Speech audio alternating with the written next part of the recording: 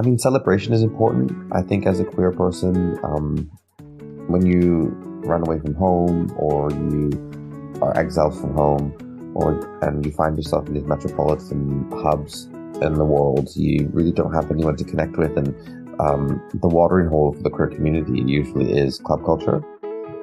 We congregate under the speakers and we heal and we try to forget and we dance, and like that space can be very, very helpful, and it's usually like one of the major galvanizing points of culture historically.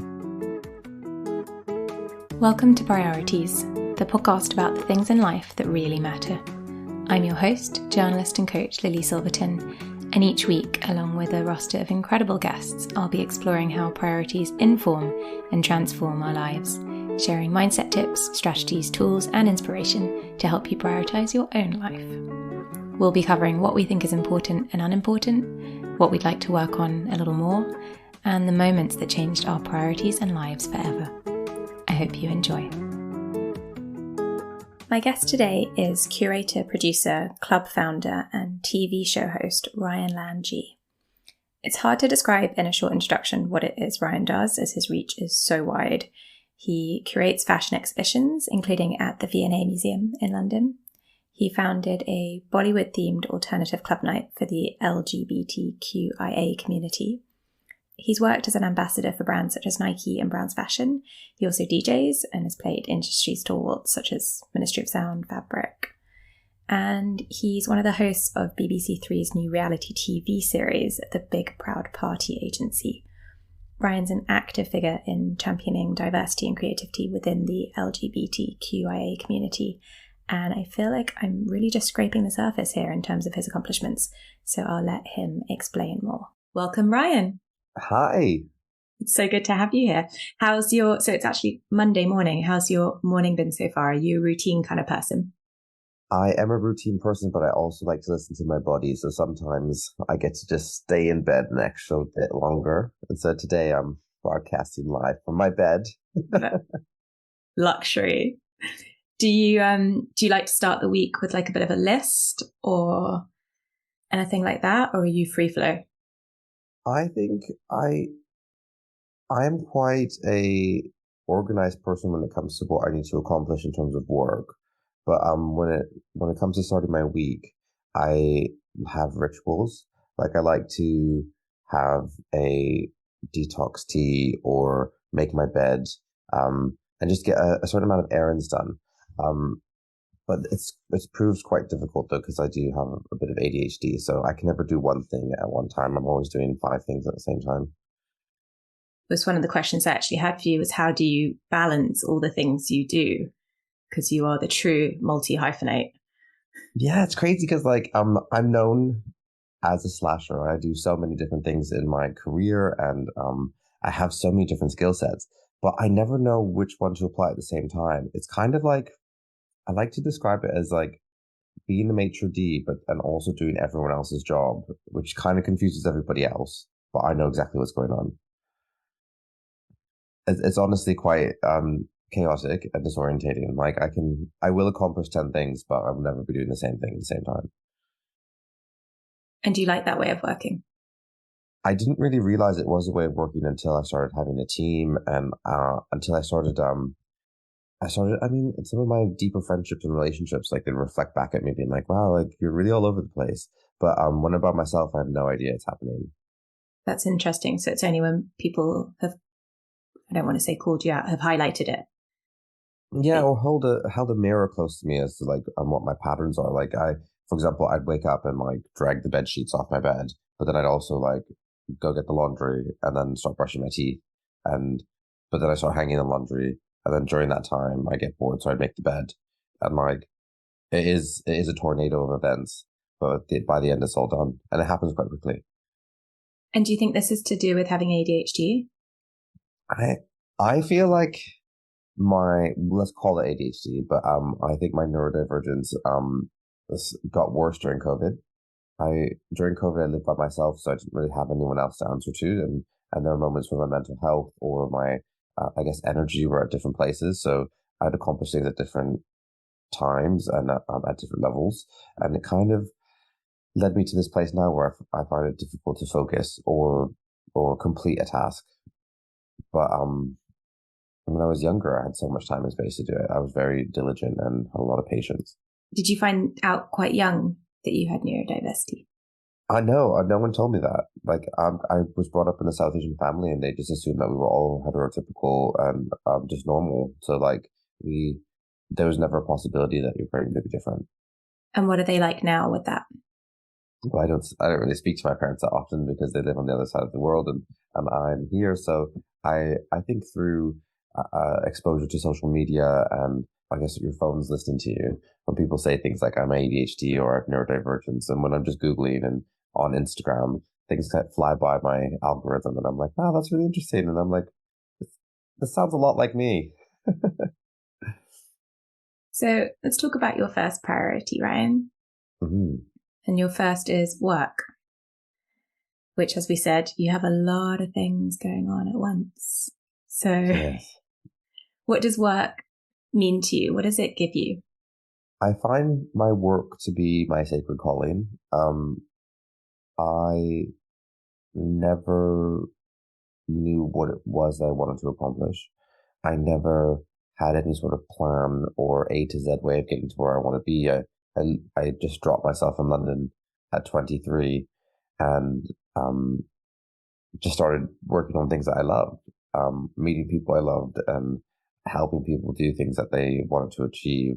And it just kind of like landed into this world called curation and production. Um, and so I'm blessed to say that I don't really feel like I work. I'm very lucky that I haven't had like a typical job, 9 to 5 since for probably like 10 years now. And I just wake up and find things that I like and find ways to make them happen and find ways to get paid for it. And so I think with that uncertainty and instability in terms of like guaranteed cash flow and guaranteed financial security, it's become a major priority for me. Like I always have to wake up and like find money right away or make sure that I'm finding a brand or a person who wants me to help them do something. Um, but yeah, so the muscle memory of that is always having it at the forefront of my mind. Do you find that tiring? It can get exhausting, yes, because I've never really taught myself to rest, or relax. So, and when you don't work 9 to 5, you are constantly working on everything. So like I can be sending emails at 10 o'clock or 11 o'clock at night or have a really early start or something could go wrong right away and I would just focus all my attention on it. Um, but that's the nature of the industries that we've experienced in fashion, art, and culture. Like there is no sense of time or uh, I guess appropriate hours of operation. And so I've kind of borrowed that from the fashion world when I started learning about that. I think a lot of freelancers will agree with you on that in terms of that constant striving. Yeah.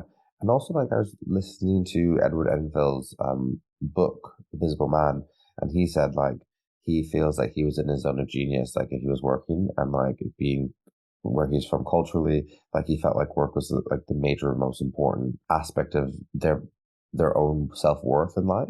And I kind of feel the same. Like, I feel like being a success and prioritizing my success makes me valued more by the people I wish to be valued by, and also by the way that I think people see me. But I think I've got to a point in my career now where like I know that I can rest and I don't have to prioritize work because people want me to work on things, and as soon as I decide to focus on my livelihood, I can there'll be opportunity there. Before I'd wake up and no one would know that Ryan Lanji existed in London and Ryan Lanji could curate an exhibition or Ryan Lanji could facilitate something. So I had to knock on every single door every day and remind them and then mind them for what they were doing and convince them to let me help. I had someone compare that recently, kind of obvious stuff, but to you at that point in life, you're going up the mountain. So Yeah. all of your work life, and I've known you for many, many years. I've known you at more of that beginning striving place where you're just fighting for it every single day, and you're climbing, climbing, climbing, and then hopefully you get to the point which you're at now, where you can relax a little bit more. Yeah. You're higher up. It doesn't need that momentum that it once did. That's the beauty of being on TV. Okay, we're going to come back to rest, which is another priority of yours, in a moment. But yeah, so you are on the Big Proud Party Agency, which looks to me like the funnest job in the entire world. Tell anyone who hasn't watched it, tell our listeners what you do on that show. So the Big Proud Party Agency is a unscripted reality television show on BBC Three, available now on iPlayer. And guests on the show will come into my agency, and I run a party planning agency with Teddy Edwards and Christopher Mills, and all three of us are like quite notable party planners. Christopher throws incredible, luxurious parties for celebrities. Teddy Edwards is a world-renowned hip hop and R&B club night promoter for the lesbian community, and I created a name for myself with my internationally celebrated South Asian Bollywood alternative club night. So the guests will come into our agency and then tell us who they want to throw a surprise party for. And we three will compete to win the chance to throw that party. And then one of us will throw the party with the guests and throw the massive surprise for the party star. Is partying important to you? I mean, celebration is important. I think as a queer person, when you run away from home or you are exiled from home and you find yourself in these metropolitan hubs in the world, you really don't have anyone to connect with. And the watering hole for the queer community usually is club culture. We congregate under the speakers and we heal and we try to forget and we dance, and like that space can be very, very helpful, and it's usually like one of the major galvanizing points of culture historically. So yeah, I think it is. I want to ask you something about, you said earlier that you wanted to, that you, in your work, which you see as your calling, as long as you were connecting with the people who were important to you and who were seeing that's what mattered. And I'm curious as to who those people are. So I think with my work, it's very experiential, it's very immersive, and whether it's a film or an exhibition or an event that I put on, I like it to have a sense of inspiration, and I like the experience for the spectator to feel like they're watching something that's unforgettable, and that they're very happy to have seen in this dimension. And so I think it's rooted from like when I was a kid, and I remember being 5 years old and my mom was hesitant, but I was very adamant that she'd take me to go see Jurassic Park in cinemas. It was like, I just remember seeing the trailer and being like, oh my gosh, I need to see this film about dinosaurs. And I went and watched it, and at 5 years old, I was like, I know these are not real, but I can't believe this isn't real. This is incredible. And that's when I fell in love with film. And I fell in love with the experience of watching something that you had to suspend your disbelief and you just had no idea how it happened. And so that's kind of like the routine of all my work. I like it. I like to create things that people are just like in awe of, or just completely beside themselves, that like life can be spectacular and beautiful, and like are sharing an experience together. And do you think part of that is taking people outside of their normal life and making them feel good? Yeah, I think some of it can be celebration, and euphoria for sure. I think euphoria really allows people to forget their troubles, and their challenges, and just be and exist for a minute. What's the best party you've ever thrown, Ryan?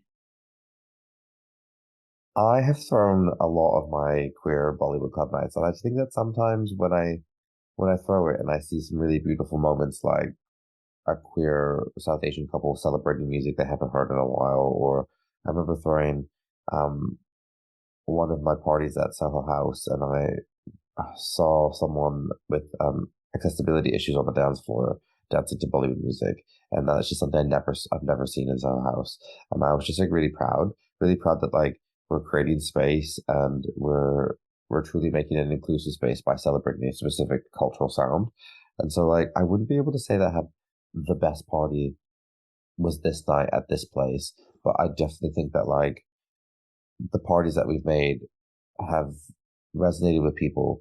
And as I speak to people and meet with people, people who call me and book me for things are always like, yeah, I came to one of your parties or I came to one of your hangamas and it was one of the most amazing experiences I've ever had, or it really meant a lot to me. And to, I think that the memories that people have in themselves are the best parties I found. That's beautiful. And do you feel like there's an even bigger need and want for parties post-pandemic? Or do you think it's Honestly, always like there? I think we'll always have a need to celebrate and dance. I think especially within British culture, like we always have this like a subconscious need to gather and drink and gather and like just relax. And so, but for me, like I feel like there needs to be a return of like the destination party where like everyone's going to a specific thing. Kind of like festival season where everyone's going to a festival. But I feel like that can happen more on our monthly calendars in the city. Um, I think before the pandemic, we really diversified all of our parties. It wasn't just a certain amount of parties that people went to. There were, excuse me, there were like these incredible parties that were being created by niche audiences, so like parties specifically for people of color, or specifically for women, or specifically for people who like South Asian music, and I'm speaking about the queer club scene. And so I think at that point, like there were a lot of parties happening, and there were a lot of things to go to, and then the pandemic happened, where literally everything was gone. And so I think coming back from the pandemic, all the parties started off again, but people didn't really know where to go. The social landscape had changed. I mean, there was a whole new generation of kids who wanted to go and party but never had the opportunity, and so they didn't know. They had a different sort of level of interaction in terms of social anxiety and being able to connect with people, and so the landscape of partying definitely has changed. Um, I personally like taking a bit of a hiatus from throwing my party in a standalone space. We're doing loads of DJ sets, but I just really feel like until I find the right venue and the right reason, I don't think I'm going to bring everyone back together just yet. This brings us on quite nicely to your second priority, which is rest. Yeah, rest. Oh my gosh, there's so many people who remind me to rest. Like whenever I have a conversation with someone or work with somebody, they're always like, "Make sure you get some rest." I just don't stop though. Like, I think being a lone gunslinger or a one man show, I basically am doing the emails, the taxes, the logistics, the event, and I find it very difficult to create a team and run and organize a team. So I am. I find a lot of people are like, "How can you do all of this on your own?" I say this as a yawn, but I just like I have this like burst of energy, and I'm really able to accomplish a lot. And then there's moments where I'm like, I literally just can't see anyone to do anything, and I just want to spend all day in bed. Which is not really on brand for me, and people don't know it happens. But I do need to find time to rest. And even recently, like I've been putting time in my schedule to not speak to people and to not actively not do anything. Even I will like call my friends or even my partner and be like, you need to come to my house because I'm not leaving my bed today. And that's okay. And is that what rest means to you? Literally staying in bed? For me, it's actually sleeping. Yeah, I think a lot of people are very concerned with how little I sleep. Um, I, if you're going to be throwing parties, you're going to be up all night, and then you have to be up at 9 o'clock to send emails. And if you're traveling the world to DJ, or if you're on set for a shoot or your TV show, like you don't get rest. And I think we underestimate um the beauty of like replenishing rest.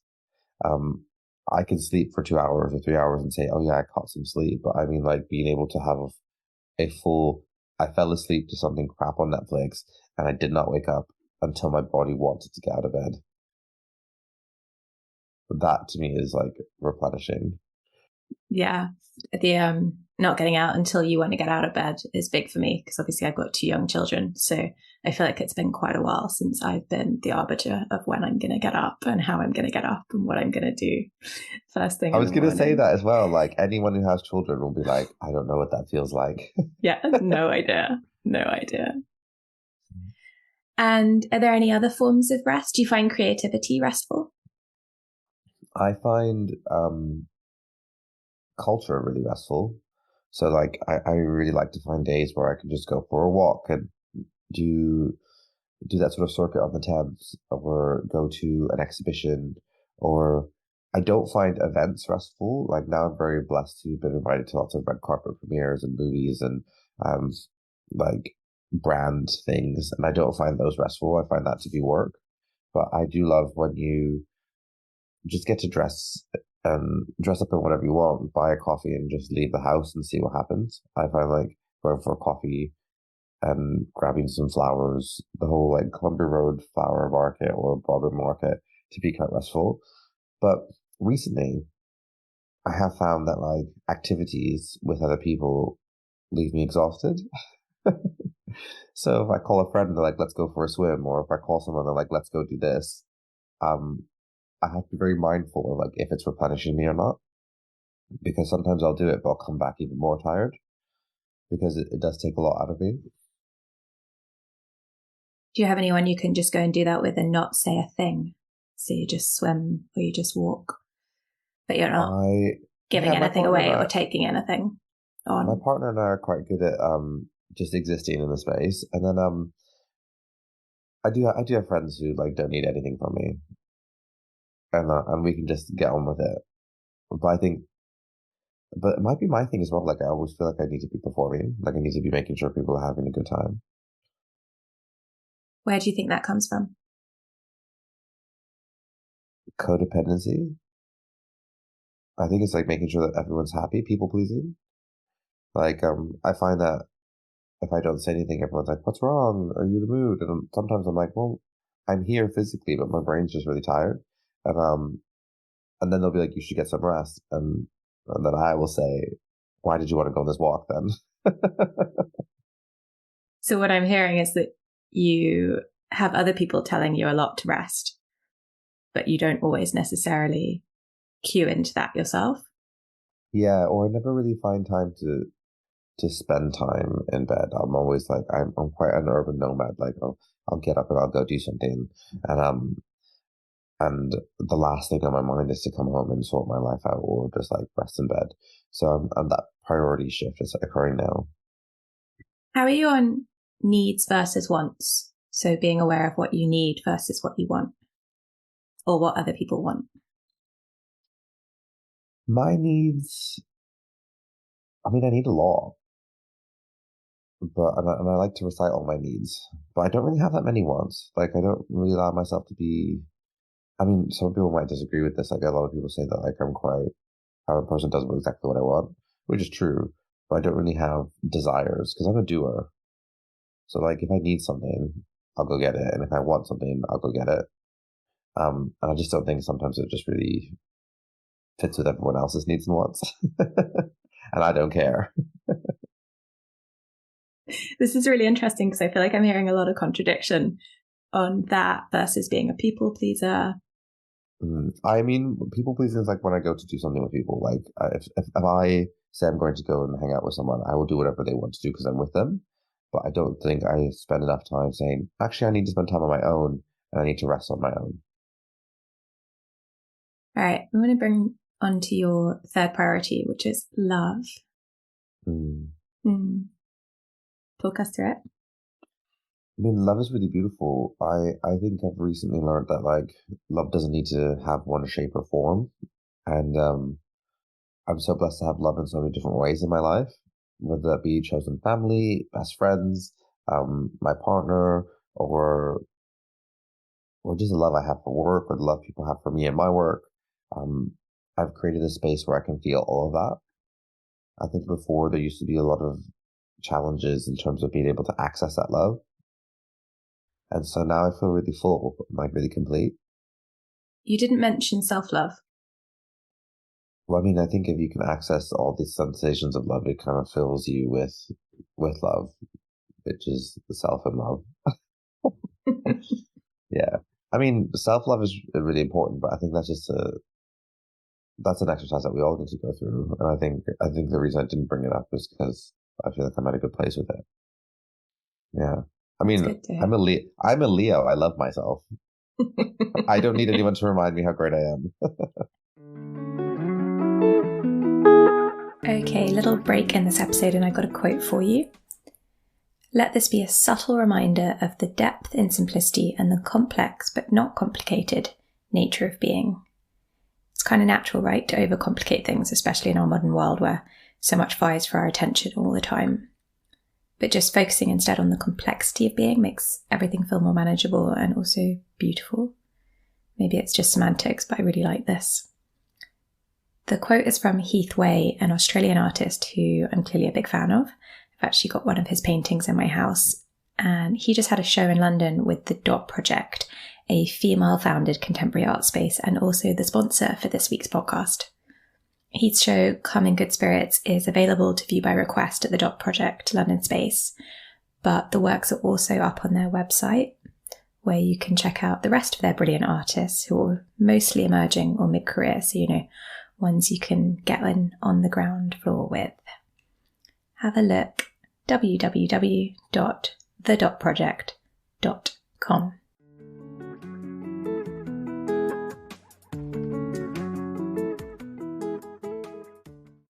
Would you say love is like a value that drives a lot of what you do? I think love is like a fuel for me. I think like if you put value on it, that means that it can be devalued and you cannot have enough of it, and there's like a scarcity in terms of how much or how little you have. But for me, it's like when I have it, I just like take it on board and ingest it, and then like let it turn into fuel for my life. I meant more like a value that you hold deep within. So when you're making decisions or taking different paths through life, that's something that comes up for you a lot. I don't think it's a part of my value system because I only think recently have I ever been able to have love in my life regularly. I think moving to London at 23 and going through my career, I haven't had a lot of people who stayed around or been around, and I've had maybe two or three people I can think of who are chosen family who over the years have like the love that we have for each other and the bond that we have like are incredible, and like and I'm really really deeply proud of it. But I think only recently now do I feel like that love is starting to be a part of my morals and pillars, and like um it's something that I have to take into consideration. Do you feel like you're good at putting up boundaries to people when they're I not helpful? recently, yes, I've done a lot of self work during COVID and read a lot of books, and I think learning about putting boundaries down and sort of being healthy in terms of self and your proximity to other people, especially toxic people, or people who mean well but don't don't often suit what you need. Yeah, I've been quite regimented about that. Because I imagine with what you do by nature, obviously it's very socializing. There's a lot of people around you a lot of the time. Mm. But I'm really surprised actually recently at how like quickly when I put boundaries down, people just call me a diva. I think with a very extroverted, socialite type personality, as soon as I say I don't want to do something or I can't do something, people are just like, "You're such a tyrant or a diva," or you're so controlling. But really, I don't think people are stopping to just be like, "Oh, listen, like you actually do a lot, and you're just protecting yourself." How do you respond to that? I just say it's diva with a capital D. Do you like being on TV? I actually really do love being on television. It's really funny because we have a lot of mutual friends, and ever since I've been younger, everyone's like, "You should be on TV," and I've always wanted to, but I just didn't know how to do it. And so I'm very, very, very, very proud of my career turning into a TV personality, and I love it. I love being in front of the camera, and I didn't realize how good my sound bites are and how my facial expressions actually play a major role in scenes. And so when I watch myself, I'm like, actually, I do make really good television. You do make really good television. And before the Big Proud Party Agency on BBC, you actually won the Big Flower Fight on Netflix, right? Yes, that was really funny because I was hosting an event and I had a friend who got a call from a producer asking if they knew any queer couples who were artistic. And as luck would have it, she was with me and my partner at the time, and she was like, "Yeah, these two would be good. You should get them to try out." So we just went to some warehouse in King's Cross, and they basically put us in front of a table and said, "Can you build a little flower sculpture?" And we had no idea what we are doing, but we built a little sculpture. And then they said, "Yeah, we'd love to have you on the show as our wild cards." And because I wasn't a florist, neither was my partner at the time. And we went on and we did exceptionally well. And it was just so much fun to just display creativity under pressure like that. And that was sort of just before lockdown, right?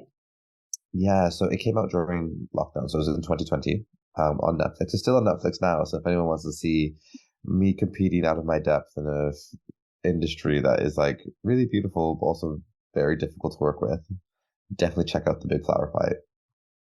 I love that. You learn a whole new skill on television. Yeah. The proper reality TV way.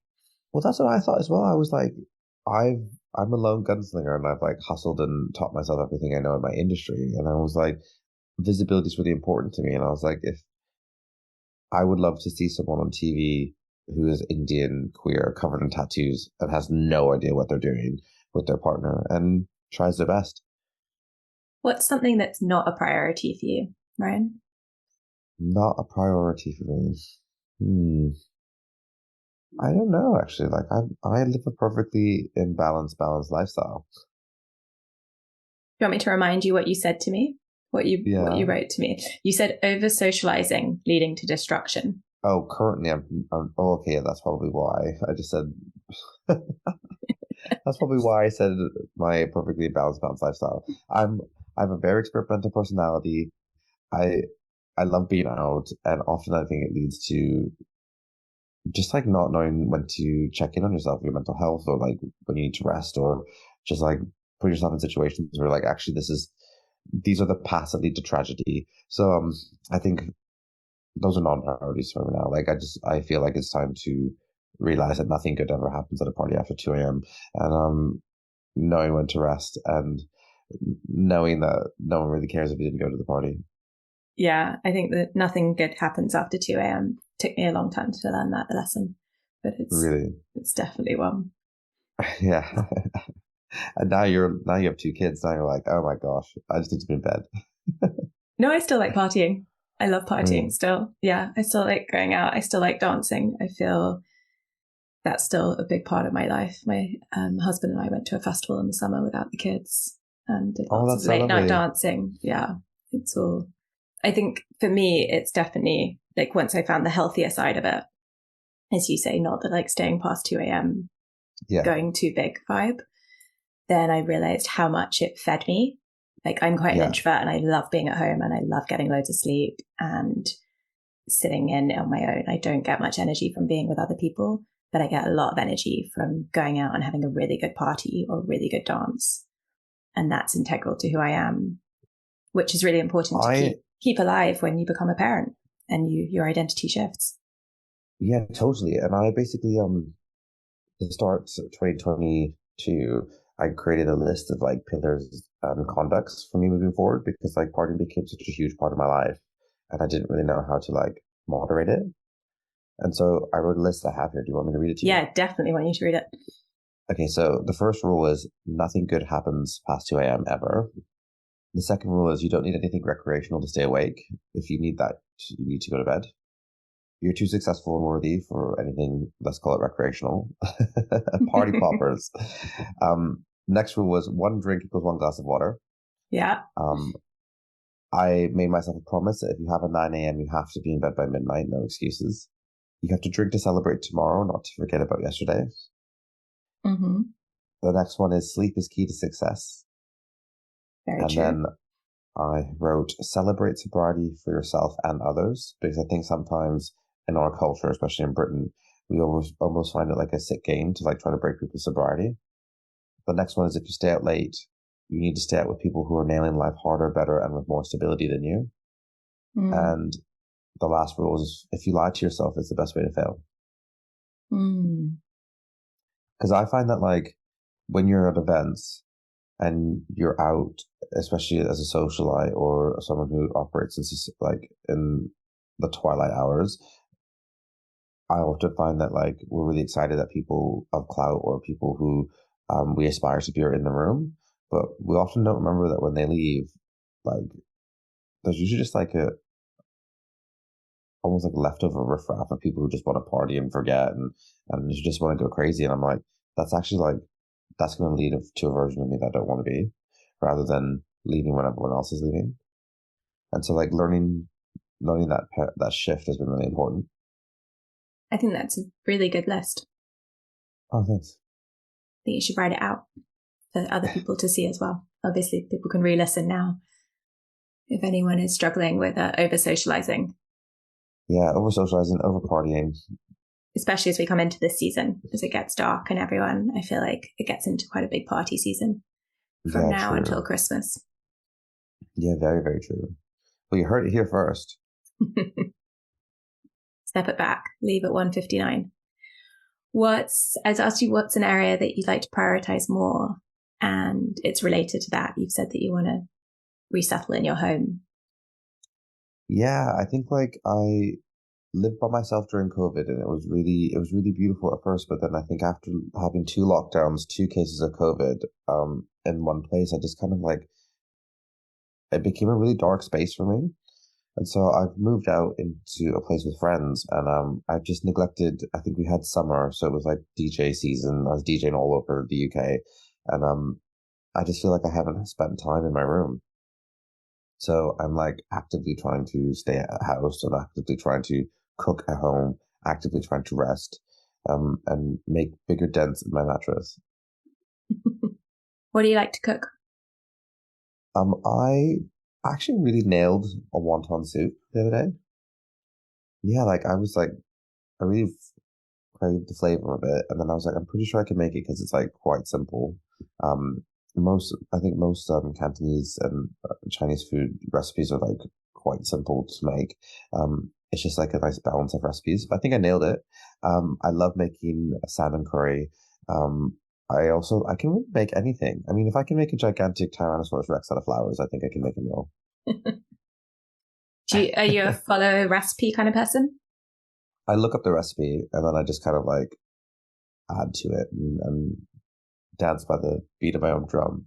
Do your own thing. Mm-hmm.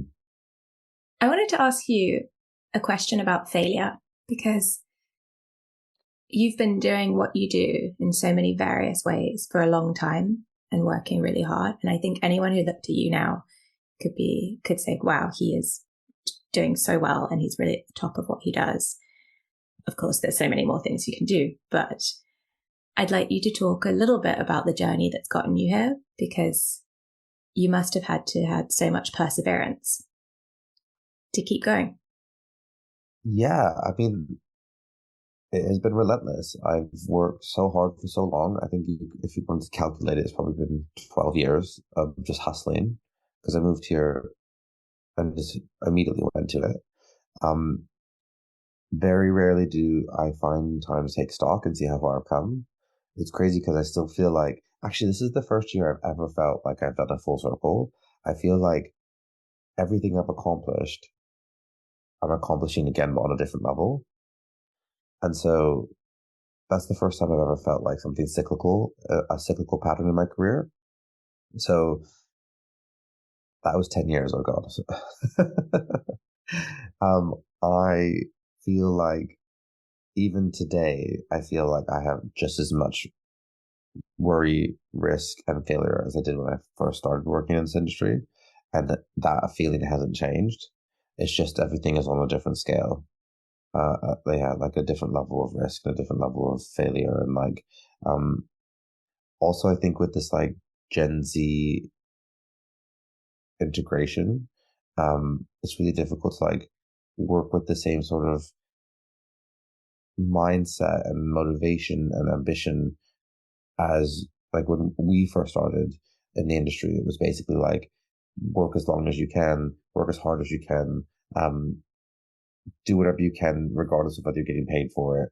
And now, like operating in this industry is so difficult because like these Gen Z kids like to counsel people right away, and they don't understand what it's like to actually work hard for anything.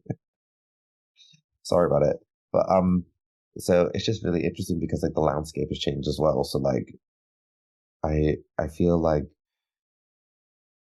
there is no place to feel like I'm at the top of anything. I feel like I'm literally just still hacking away at it, and I don't in a really lovely way.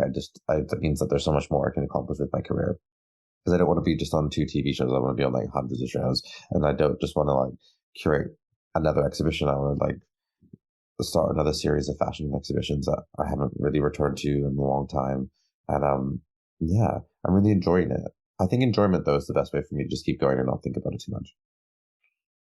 I was going to ask what advice you had for someone who's starting out at the beginning of the creative industry, and aside from work hard. Yeah. I think work hard in a way that no one ever has before, and don't step too quickly into the idea of celebrating your success. I think as soon as someone achieves something, they're like, oh, I can't believe I did this. I never did that. As soon as I got to London, I worked on so many things. I never even stopped to wonder who I was working with or what I was doing. And now looking back, I was with these like young contemporary visionaries in East London. And like, I'm so proud to have known all these people. But what I did that is one step further than that was I gave myself an in-depth academic education on fashion and art when I moved here, without any schooling. And I think that that holds its weight, and value because even recently I was sitting with an editor of a magazine and I was just reciting like the genesis of like certain aesthetics or styles or where things have come from and like who was associated with who during the certain era of fashion or like way the dots that were connected in film and cinema.